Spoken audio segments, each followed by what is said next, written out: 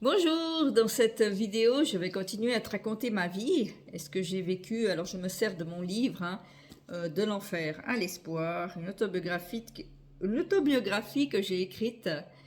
Et justement, je te parle de tout cela. Alors, je suis toujours membre de la communauté des béatitudes. Et comme je te disais, j'ai eu une belle surprise quand je suis revenue en Suisse, dans notre maison de Suisse. C'est que le responsable m'a proposé de partir au Canada.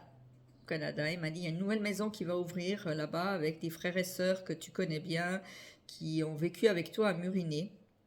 Et voilà, le responsable de Muriné, qui était Doudou, a proposé que j'y aille là-bas.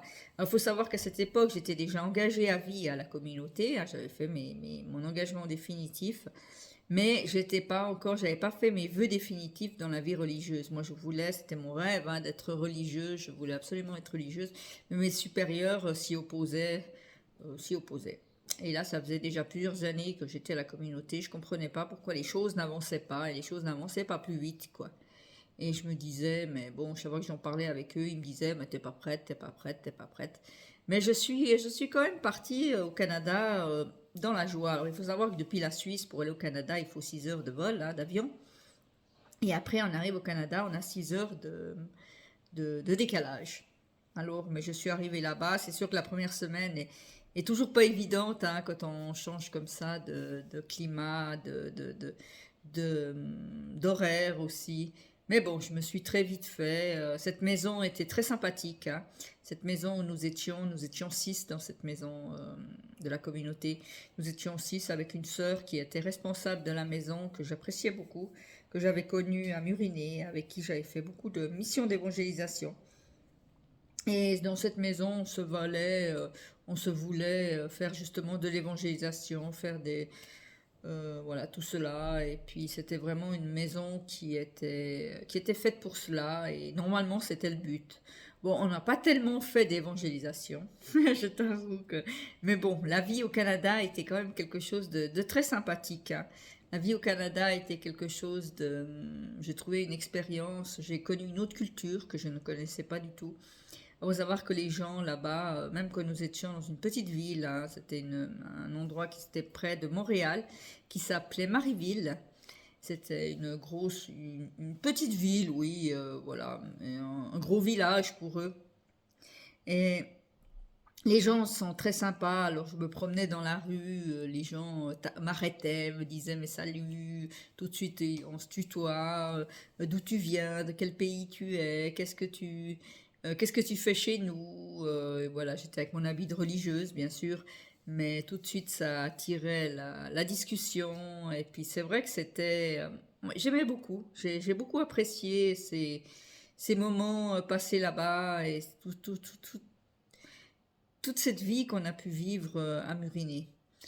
Euh, j'ai aussi apprécié cette ambiance, même que la vie communautaire me pesait à cette époque, mais là ça me pesait pas du tout, quand j'étais dans cette maison de Marieville, parce que c'est vrai qu'on était un peu comme on prenait un peu les décisions ensemble, hein. Nous étions 4 engagés à vie, dans la communauté, avec des gens que je connaissais bien, que j'appréciais beaucoup.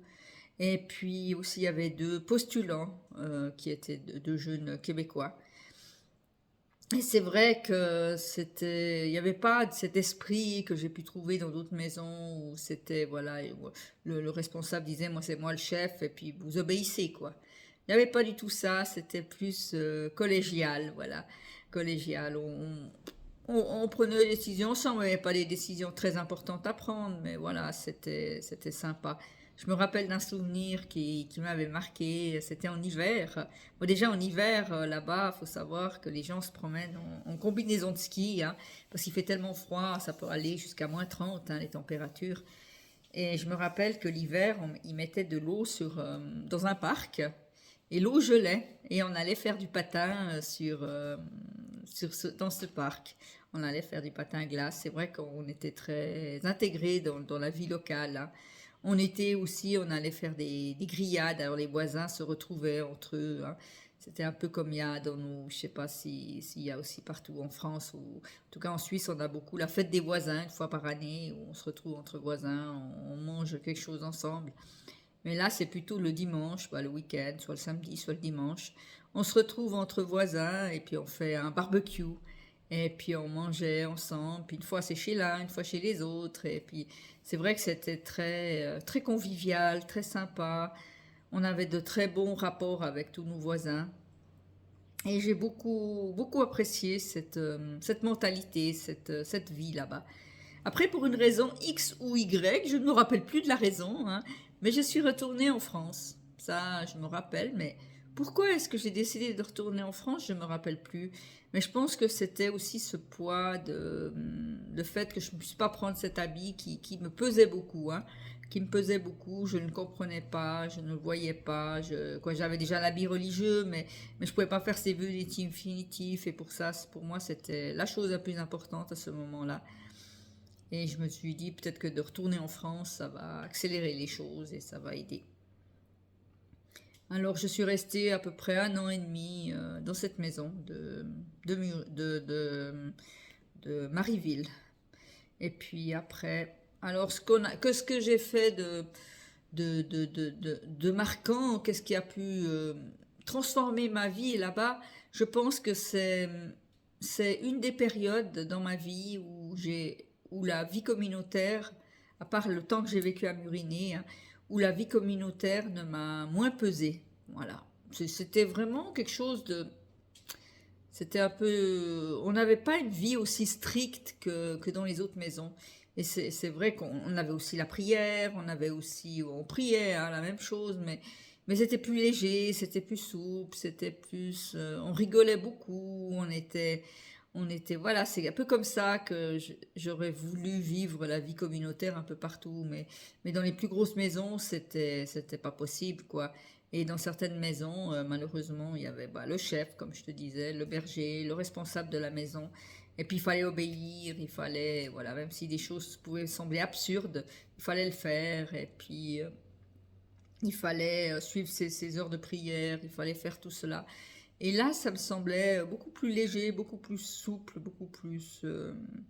Voilà, alors c'est un peu comme une oasis, ça, dans mes souvenirs de cette vie communautaire. Je te raconterai après ce que j'ai vécu en France et aussi mon retour à la communauté des Béatitudes par la suite. Mon retour au Canada par la suite. Est-ce que j'ai vécu au Canada de nouveau? Voilà, écoute, merci à toi d'avoir suivi cette vidéo. Dans la prochaine vidéo, je te raconterai quelque chose de marquant, qui a complètement transformé ma vie. Je vais t'en parler parce que c'est quand même quelque chose d'important. Je ne veux pas t'en parler dans cette vidéo parce que ça la rendrait trop longue. Mais c'est quelque chose qui a complètement changé ma vie et qui m'a permis de découvrir beaucoup de choses sur moi. Alors, merci à toi. Si tu as aimé cette vidéo, je t'invite à liker. Je t'invite à mettre un pouce aussi. Et je t'invite à partager cette vidéo si tu as envie de faire connaître ma chaîne.